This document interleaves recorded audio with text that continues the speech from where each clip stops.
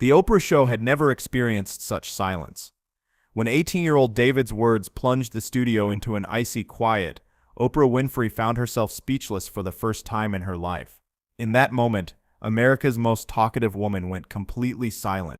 The cameras were rolling. The audience was engaged. Everything seemed perfectly normal on that Tuesday afternoon in March 2004.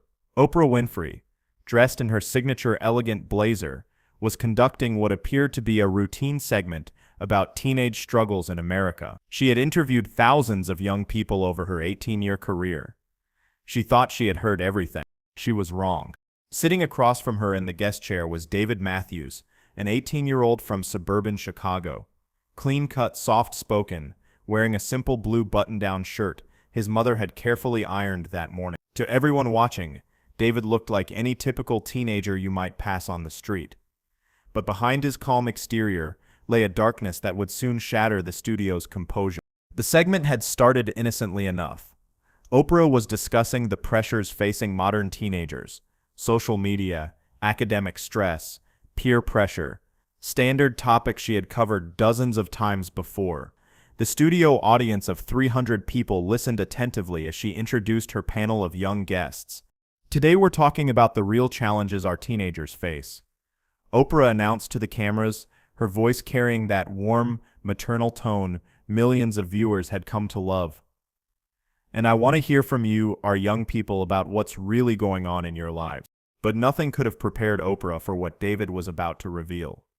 His next words would create a moment of television so raw, so unexpected, that it would be remembered as one of the most powerful exchanges in talk show history.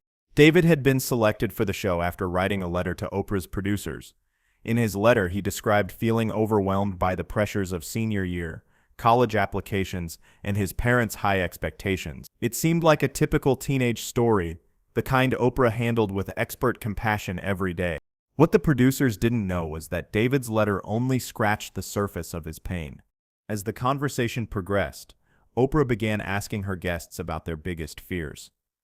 One by one, the teenagers shared their concerns: not getting into college, disappointing their parents, social rejection, standard teenage anxieties that resonated with viewers across America. Then it was David's turn. Oprah leaned forward in her chair, maintaining that gentle eye contact she was famous for. "David, you wrote to us about feeling pressured. Can you tell us what your biggest fear is right now?"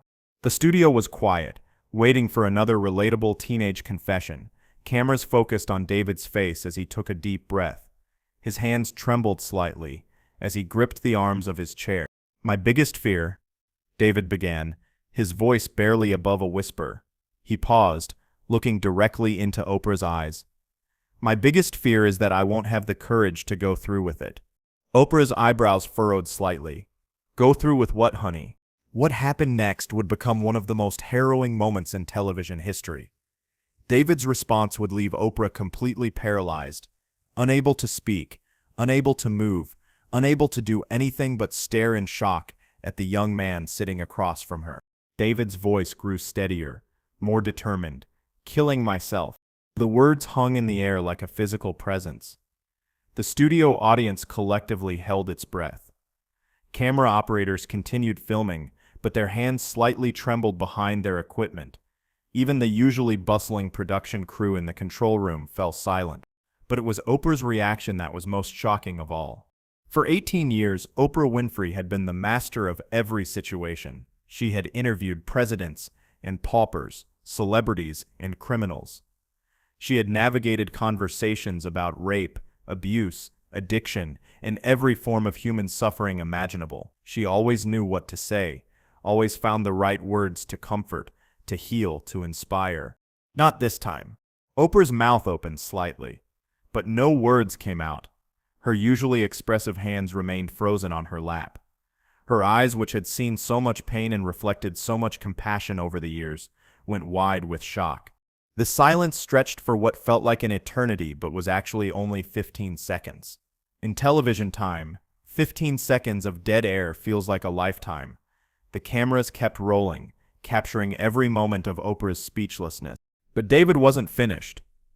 What he said next would push Oprah even deeper into shock, revealing the true depth of his despair and the carefully planned nature of his intentions. "I've been planning it for 3 months," David continued, his voice gaining an eerie calmness. "I have the pills. I have the note written. I even picked the date. It's supposed to be next Friday after graduation." The studio audience began to stir uncomfortably. Some people gasped audibly. Others covered their mouths in horror. A few started to cry. In the front row, David's mother, who had been invited as a surprise for what was supposed to be a heartwarming reunion, began sobbing uncontrollably. Still, Oprah remained frozen. This was unprecedented. In all her years of broadcasting, through every difficult conversation, every emotional revelation, every heart-wrenching confession, Oprah had never been rendered speechless. She was known for her quick thinking, her ability to find exactly the right response in any situation. But David's raw honesty had stripped away every defense she had built over nearly 2 decades of television. In that moment, she wasn't the polished professional talk show host. She was simply a human being, confronted with another human being's desperate pain. The silence was finally broken, but not by Oprah. It was broken by something no one expected, something that would transform this moment from a television crisis into a moment of profound human connection. David began to cry. Not the gentle tears of sadness, but the deep, body-shaking sobs of someone who had been carrying an impossible weight for far too long. The tough facade he had maintained through months of planning his own death suddenly crumbled. "I'm so tired," he whispered between sobs. "I'm so tired of pretending everything is okay. I'm so tired of feeling like this every single day." It was his tears that finally broke through Oprah's shock. Something shifted in her face. The frozen expression melted away, replaced by something deeper, more primal. This wasn't Oprah the television host anymore. This was Oprah the human being, the woman who had survived her own darkness, her own pain, her own moments of despair. Slowly, she rose from her chair. The audience watched in stunned silence as Oprah walked the few steps to David's chair. Without a word, without asking permission, without any of the usual television protocols, she knelt down beside him and wrapped her arms around the sobbing teenager. What happened in those next moments would be talked about for years to come. No scripted television moment had ever felt so raw, so real, so completely unplanned. And what Oprah whispered to David would change his life forever. "I know," she whispered, her voice barely audible to the microphones. "I know how it feels to want the pain to stop. I know how it feels to think there's no way out." David's sobbing intensified, but now it was mixed with something else. Relief. For the first time in months, someone understood. Someone truly understood. The cameras kept rolling, but the television show had essentially stopped. This was no longer entertainment. This was a human being saving another human being's life in real time, in front of millions of viewers. Oprah continued to hold David as she spoke, her own voice thick with emotion. "When I was 14, I thought about ending my life too. I felt so alone, so broken, so convinced that the pain would never end." The revelation sent shockwaves through the studio. Oprah had never publicly discussed having suicidal thoughts. This was an intensely personal confession shared in the heat of the moment, born from her desperate need to reach this young man who was drowning in despair. But Oprah's confession was just the beginning. What she revealed next about her own darkest moments would explain why David's words had affected her so profoundly, and why she was uniquely qualified to save his life. "I was being abused," Oprah continued, her voice steady but filled with pain. "I felt worthless, damaged, like I would never be anything more than what was being done to me. I remember standing in my grandmother's kitchen, looking at the knife block, thinking how easy it would be to just stop." The studio was completely silent now. Even the production crew had stopped moving. Everyone present understood they were witnessing something extraordinary, a moment of pure, unfiltered human truth. "But I didn't," Oprah continued, pulling back slightly to look David in the eyes. "And do you know what saved me? It wasn't some grand revelation or miraculous intervention. It was a teacher who saw something in me that I couldn't see in myself, someone who reminded me that this pain I was feeling, it wasn't permanent." David's crying had subsided to quiet tears. He was listening intently, hanging on every word. "The darkness you're feeling right now, it feels endless, doesn't it?" Oprah asked. David nodded, unable to speak. "It feels like it's always been there and always will be there. Like it's who you are." Another nod. "But it's not.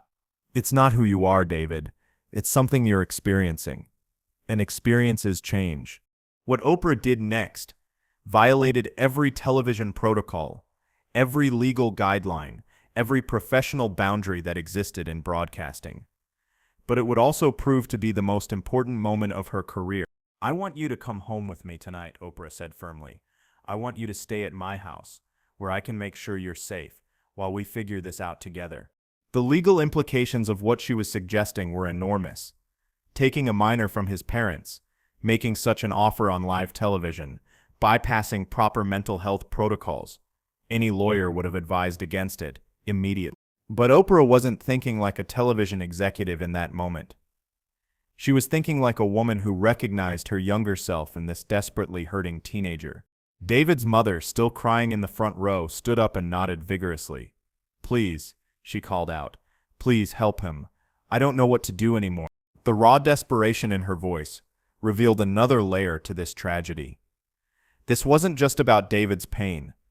It was about a family that had been silently struggling, trying to help their son, but not knowing how.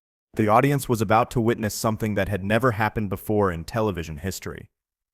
Oprah was about to stop her show completely, walk off her own stage, and personally escort a suicidal teenager to safety, all while the cameras kept rolling.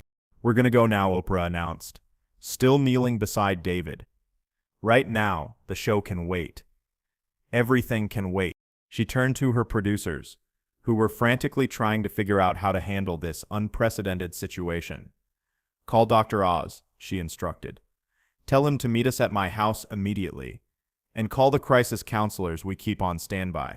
The professionalism with which she took control of the situation, even in the midst of such emotional chaos, was remarkable. This was Oprah at her most powerful. Not because of her celebrity status or her wealth, but because of her ability to take decisive action when another human being needed help. David looked up at her with a mixture of hope and disbelief. "You really mean it? You're really going to help me?" "Honey," Oprah said, her voice filled with absolute certainty. "I'm not just going to help you, I'm going to make sure you never feel this alone again." She stood up and extended her hand to him. "Come on. Let's go figure out how to save your life." What happened as Oprah and David walked off that stage together would become legendary in television history. But what happened after the cameras stopped rolling, the conversation that saved a life, has never been revealed until now. As they walked hand in hand toward the exit, the studio audience began to applaud. It wasn't the typical enthusiastic applause of a talk show audience. It was something deeper, a recognition that they had just witnessed something profound and real. David's mother joined them, walking on his other side. The three of them made their way through the studio corridors, while Oprah's security team quickly arranged transportation. "I need to call ahead and make sure we have everything ready," Oprah told her assistant. "Crisis counselors, medical support, whatever he needs." The drive to Oprah's estate was quiet. David sat between Oprah and his mother in the back of the car, still processing what had just happened. For months, he had felt invisible, like his pain didn't matter to anyone. Now, one of the most powerful women in America had literally stopped her show to help him. "Can I ask you something?" David finally spoke during the drive. "Anything," Oprah replied. "Why did you believe me? When I said I wanted to die, why didn't you think I was just being dramatic or looking for attention?" Oprah's answer would reveal the deeper truth about why this moment had affected her so profoundly, and why she was willing to risk everything to save David's life. "Because I saw myself," Oprah said simply. "When you were talking, I wasn't seeing David the teenager from Chicago. I was seeing Oprah, the 14-year-old girl, who thought death was the only way out of pain." She paused, looking out the window at the passing city. "And I saw something else too. I saw what my life would have been if someone hadn't intervened for me. I saw all the people I wouldn't have been able to help, all the stories I wouldn't have been able to tell, all the connections I wouldn't have been able to make." David listened intently as she continued. "Your pain is real, David. It's valid. and it's overwhelming, and it makes perfect sense that you want it to stop. But what your depression isn't telling you is that there are other ways to make it stop. Better ways. Ways that don't end your story but transform it. They arrived at Oprah's estate, where a team of mental health professionals was already waiting. Dr. Oz was there, along with 2 crisis counselors and a therapist who specialized in adolescent depression. The intervention that followed would become a model for how to handle mental health crises. But it was what Oprah did during those critical first 48 hours that truly saved David's life, actions that went far beyond anything expected of a talk show host. For the next 2 days, Oprah barely left David's side. She canceled all her appointments, postponed several important meetings, and essentially put her entire media empire on hold to focus on one teenager's well-being. She sat with him during therapy sessions, walked with him in her gardens when he needed air, and most importantly, shared more of her own story of survival. "The abuse I suffered made me feel like I was damaged goods," she told him during one of their walks. "Like I would never be worthy of love or success or happiness. And for years I believed that. The depression that followed felt like it was crushing me from the inside out." David had been mostly quiet since arriving, but Oprah's honesty was gradually opening him up. "How did you get through it?" he asked. "One day at a time, sometimes 1 hour at a time, sometimes 1 minute at a time," Oprah replied. "And with help, lots and lots of help." She stopped walking and turned to face him. "David, there's something I need you to understand. What you're feeling right now, this overwhelming darkness, it's real, but it's not permanent. Depression lies to us. It tells us that things will never get better, that we'll always feel this way, that we're a burden to everyone around us." On the 3rd day, something remarkable happened. David smiled. It was the first genuine smile his mother had seen from him in over 6 months. And what caused that smile would reveal the beginning of his healing journey. David had been working with the therapists, talking through his feelings and beginning to understand his depression as a medical condition rather than a character flaw. But the breakthrough moment came during a simple conversation with Oprah about his future. "Tell me about something you wanted to do before the depression got so bad," Oprah asked as they sat in her living room. David thought for a moment. "I used to want to be a counselor. I wanted to help other kids who felt like outsiders." "Used to want? What changed?" "I figured if I couldn't even help myself, how could I help anyone else?" Oprah leaned forward. "David, do you think I would be good at helping people if I had never experienced pain myself?" The question caught him off guard. "No, I guess not. The deepest wounds often become our greatest sources of strength," Oprah continued. "Your pain, your depression, your struggle with suicidal thoughts, none of that disqualifies you from helping others. If anything, it makes you more qualified." And that's when David smiled. For the first time in months, he could envision a future where his pain might have purpose. 6 months later, David returned to the Oprah Show.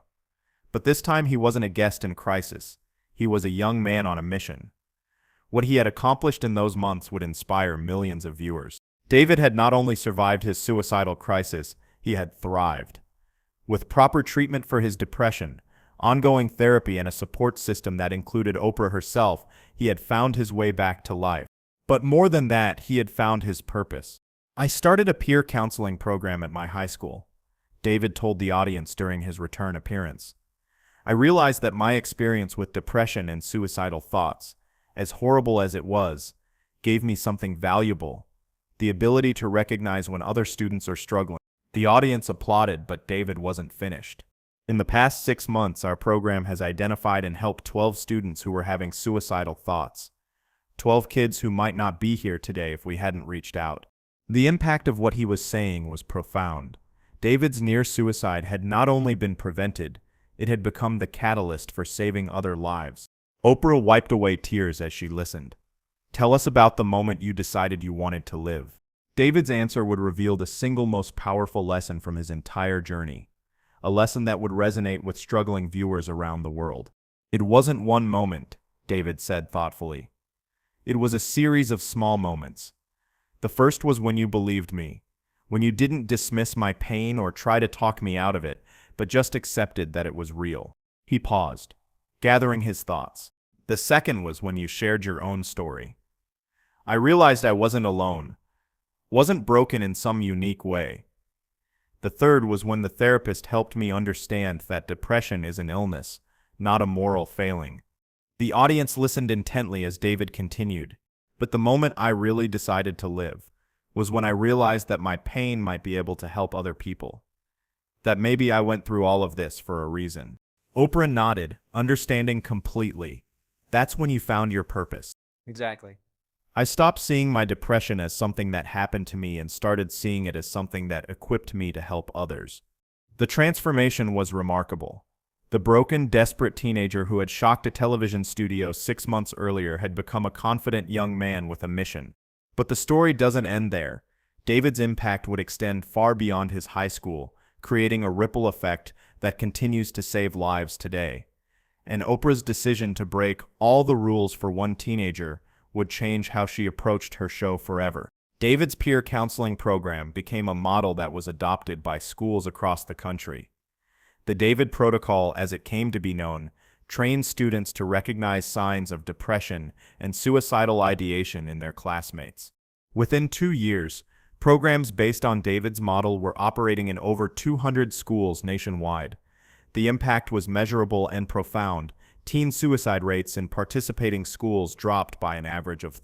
But perhaps more importantly, David's story changed how people talked about suicide and depression. His appearance on Oprah helped destigmatize mental health struggles and showed viewers that suicidal thoughts were not something to be ashamed of, but something that required immediate attention and support.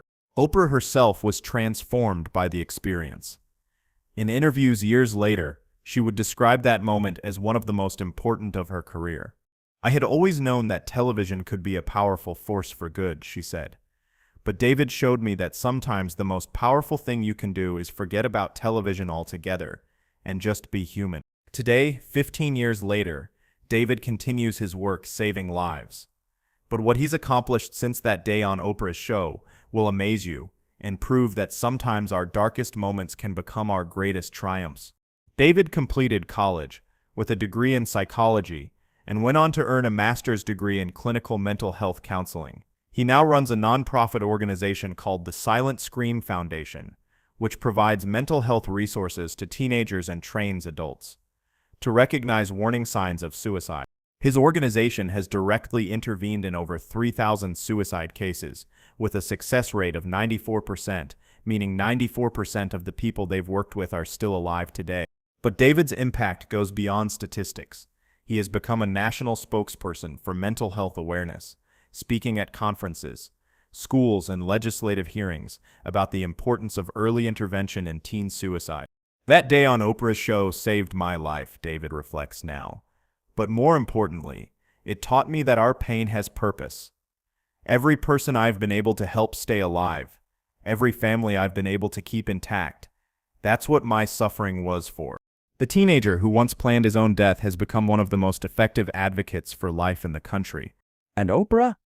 She still keeps a photo from that day on her desk, not the polished publicity shot, but a candid picture taken during David's return visit, showing them embracing after his speech about his peer counseling program. David reminded me why I do this work, Oprah said in a recent interview. Not for the ratings, not for the fame, not even for the impact on millions of viewers. We do this work for the one person sitting in their living room who needs to know they're not alone. The silence that once filled that studio has been replaced by something far more powerful. The sound of lives being saved, one conversation at a time. The moment when America's most talkative woman went completely silent became the moment that found her truest voice, the voice that says to anyone struggling with thoughts of suicide, "You matter. Your pain is real. Help is available, and your story is not over." If you or someone you know is struggling with suicidal thoughts, please reach out for help immediately. The National Suicide Prevention Lifeline is available 24/7 at 9880. Remember, you are not alone, your pain is temporary, and your life has value. Share this story if it touched your heart. Subscribe for more incredible true stories that remind us of the power of human connection.